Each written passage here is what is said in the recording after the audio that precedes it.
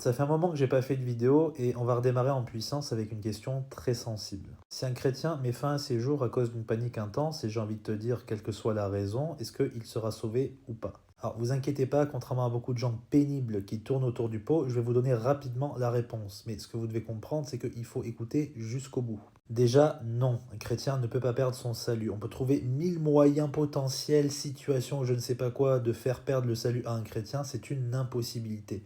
Celui qui a bien compris l'évangile, qui a tout misé sur Christ pour son salut, ne peut absolument pas le perdre. Parce que le salut ne se base absolument pas sur la manière dont on meurt, sur l'obéissance au commandement, sur notre justice. Notre justice est absolument misérable devant la loi de Dieu, on le sait très bien. Non, le salut se base sur ce que Dieu a accompli parfaitement en son Fils Jésus-Christ et surtout sur ses promesses. Si votre salut se base sur Christ et ce que vous avez fait, j'ai obéi au commandement, je me suis fait baptiser ou je ne sais pas quoi, vous n'irez jamais au paradis une seule seconde. Puisque l'auteur de votre salut, ce n'est plus exclusivement Christ, c'est vous surtout.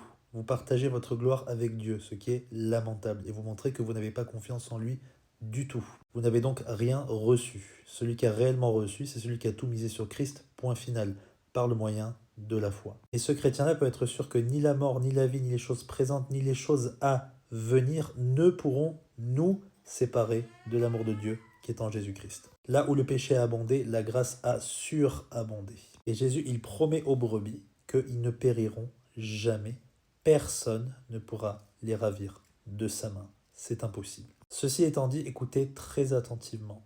Il est donné à l'homme de vivre qu'une seule fois et ensuite viendra le jugement. Je m'adresse plus aux brebis qui sont sûres de leur éternité. Je m'adresse aux autres personnes. Puisque nous sommes tous pécheurs, privés de la gloire de Dieu et condamnables à cause de notre péché à une éternité en enfer, eh bien, si vous n'avez pas de sauveur et que vous mettez fin à vos jours, où est-ce que vous allez après la mort? En enfer. Le calcul est vite fait, c'est extrêmement simple. Il n'y a pas de purgatoire, de prière pour les morts, tout ça, ce sont des mythes non bibliques. D'accord? S'il n'y a pas de sauveur, il n'y a pas de salut, tout court. Il n'y a qu'une seule chance dans cette vie d'entendre l'appel de l'évangile et d'y croire pour être sauvé éternellement. Voilà pourquoi c'est un péché très grave aux yeux de Dieu, parce que non seulement vous affectez la vie de beaucoup de personnes autour de vous, amis, proches, etc., mais j'ai envie de vous dire, eux, ils peuvent après passer à autre chose si c'est possible, en faisant leur deuil et ainsi de suite. La vie continue.